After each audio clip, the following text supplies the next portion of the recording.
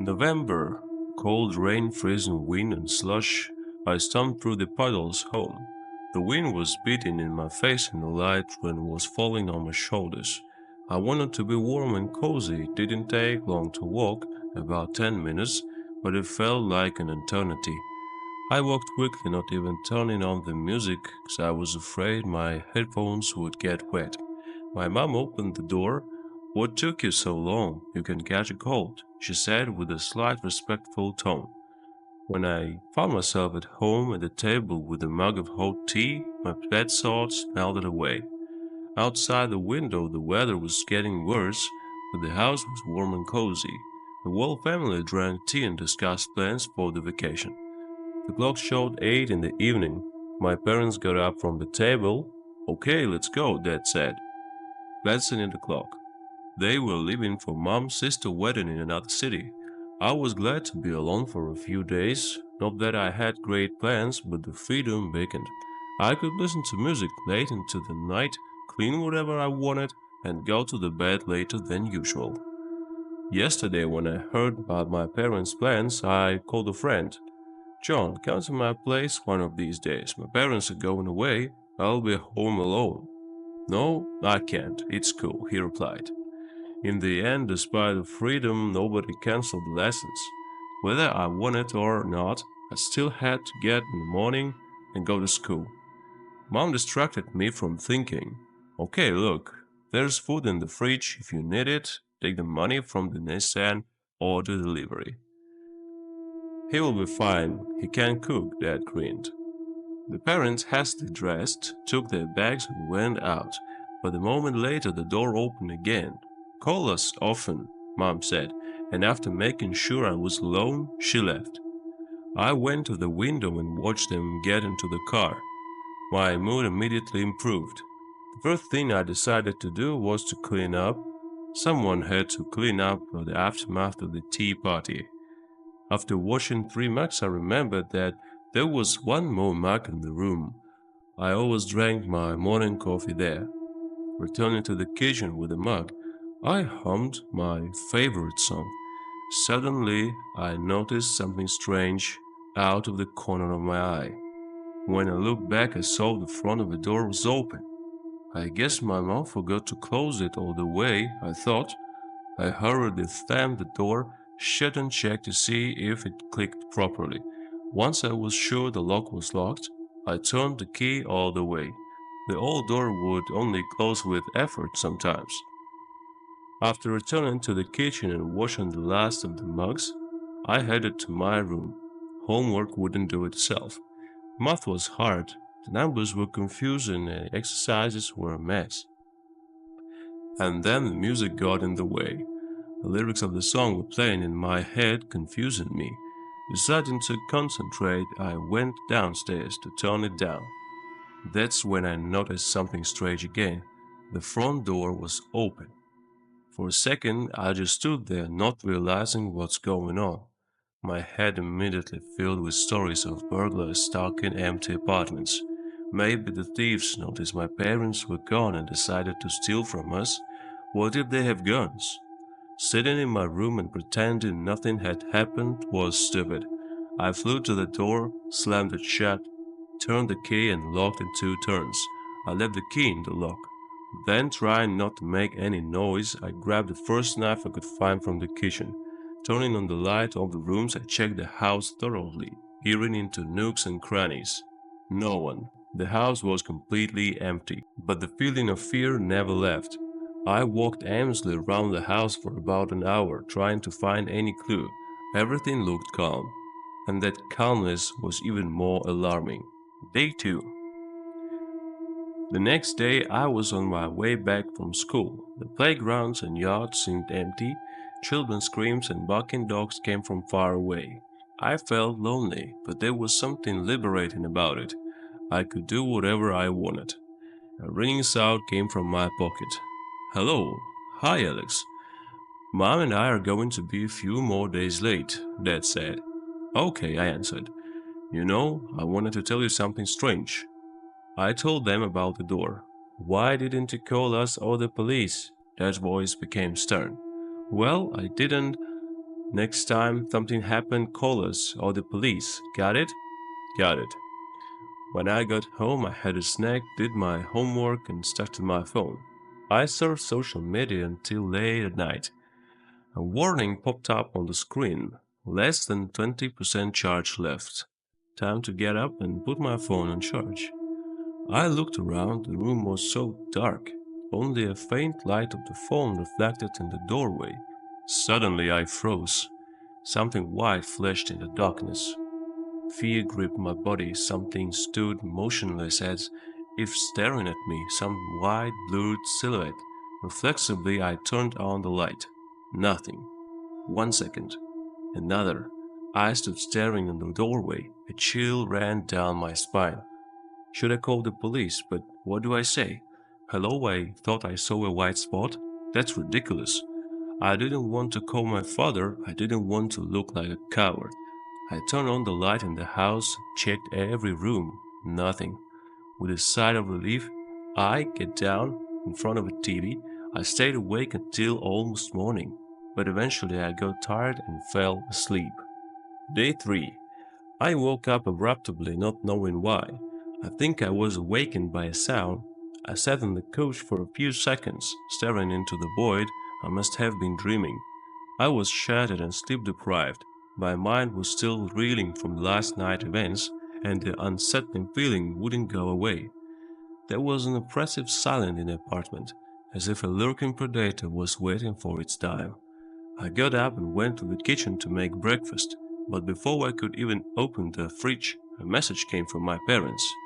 We're going back tomorrow. I breathed a sigh of relief. This news made me happy, but immediately realized that I didn't want to be alone one more night. I quickly dialed my friend John. Hey dude, how about you sleep over at my place tonight? Let's play some online games. Oh, cool, let's do it. I will just help my dad and I will be there. Meet me around 5. What about food? After saying that, I opened the fridge, took a quick look at the content, and answered, Let's order pizza. That's great. I'm waiting for you. I hung up the phone and, already in high spirits, decided to lie on the couch for a while. Sleepless night was making itself felt. Without noticing how, I fell back into sleep.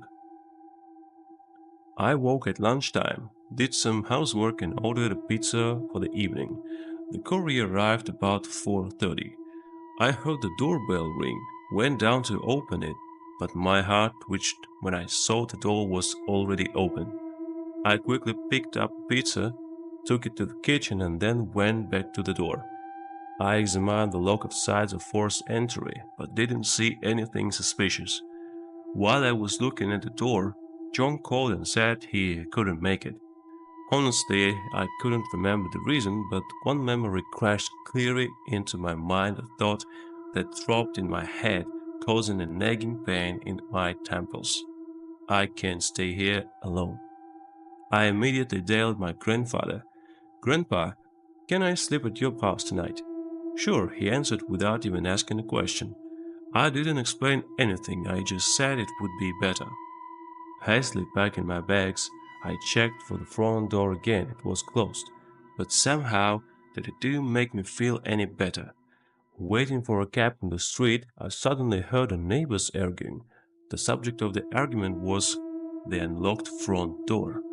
At that moment, my legs literally gave out, and exactly 1 second later, a cab came by. Without thinking, I jumped in. The night at my grandfather's was peaceful, but I felt uneasy. I told him everything about these strange events, about the neighbor's quarrel, about my anxiety. He listened calmly and said that I could stay with him as long as I needed. I had a nightmare during the night, but I slept well. The next day, my grandparents arrived, took me away from my grandfather, and we drove home together. On the way, my father listened to my story skeptically, chuckling and muttering something about violent fantasy. Mom claimed it was all because of computer games. But when we pulled out of the house, there was an oppressive silence in the car. There were police cars parked in front of the neighbor's house. The house was cordoned off and uniformed men were snooping around. My parents got out of the car, and went to the police to find out what had happened. I stayed inside. I was curious and took my time going inside. They talked about something for a long time. There was my father nodded in my direction, and one of the policemen looked at me with a frown and went to the car with my father, while they continued to talk about something. I didn't wait, went out to meet them. "Hey kid," the cop said, "your father told me that you were scared and noticed someone opening the door. Is that true?" "Yeah," I answered, a little confused, still not realizing what was going on. The policeman turned to my father. "Have you already gone inside the house?" "No, we just got back," answered my father. "Do you mind if we look around the house for intruders?" My father nodded affirmatively. After a few minutes, the policeman went back to his colleagues. I came to my father and asked him in a whisper what was wrong. He didn't answer right away, told me to get back in the car and wait, but then he did. "Our neighbors are dead. Even their small children were killed." I went cold. "What?" I felt foggy, my temples rattled and my legs felt woozy. It was only now that I noticed my mother. She was standing off to the side, holding a cigarette with trembling hands, tears streaming down her cheeks. "Get in the car," my father said sharply and hurried to comfort my mother. I sat down inside and parallel watching what was happening and texting with John about what was going on. But then I was distracted by a service dog. It was led inside our house. 10 minutes later, a policeman came up to my father and asked, "What in your attic?" "The attic." My heart sank. I never even looked up there. And as if to confirm my fears, there was a sound of shattering glass. A man jumped out of the attic window.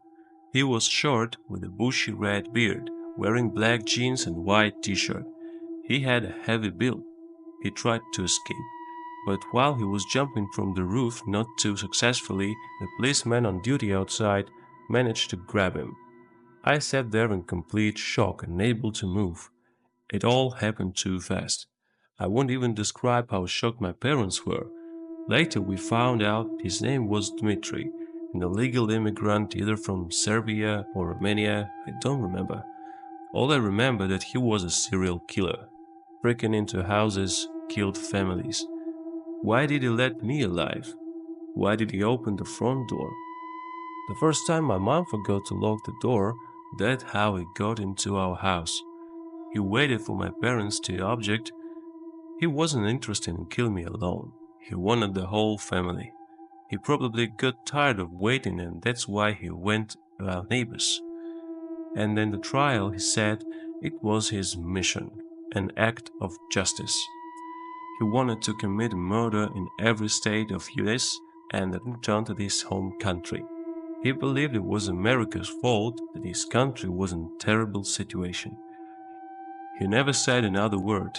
The police never managed to establish the exact number of victims, whether they were accomplices, how exactly the criminal acted. The investigation left a lot of questions. It's only in the movies our police are so cool and unravel every case and find a lot of evidence and proof. But in life everything is the opposite. In the end, Dmitri was sentenced to death. But it's worth mentioning that they wanted to declare him insane and send him to a mental institution. But it didn't happen, and I'm honestly very happy about that. It took a long time for the whole family to recover from the shock. Over the next few days, my father installed a lot of cameras in and around the house.